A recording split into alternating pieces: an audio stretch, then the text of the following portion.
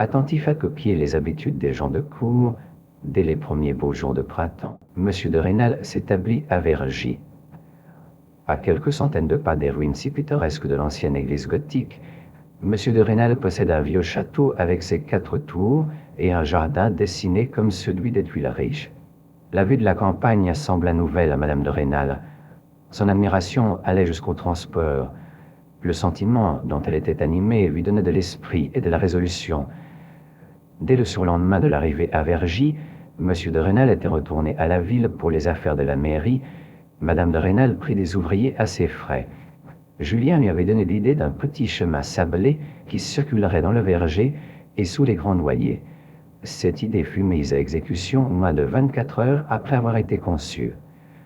Madame de Rênal passa toute la journée gaiement avec Julien à diriger les ouvriers. Lorsque le maire de Verrières revint de la ville, il fut bien surpris de trouver l'allée faite. Son arrivée surprit aussi Madame de Rênal. Elle avait oublié son existence. Pendant 2 mois, il parla avec humeur de la hardiesse qu'on avait eu de faire sans le consulter une réparation aussi importante, mais Madame de Rênal l'avait exécutée à ses frais, ce qui le consolait un peu. Elle passait ses journées à courir avec ses enfants dans le verger et à faire la chasse aux papillons. Il y eut enfin entre Madame de Rênal et Julien un sujet de conversation.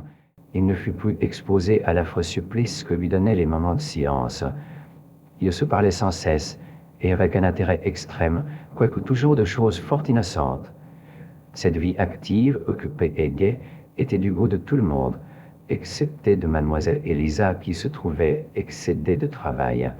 Jamais, dans le carnaval, disait-elle, quand il y a bal à Verrières, madame ne s'est donné tant de soin pour sa toilette. Elle change de robe 2 ou 3 fois par jour.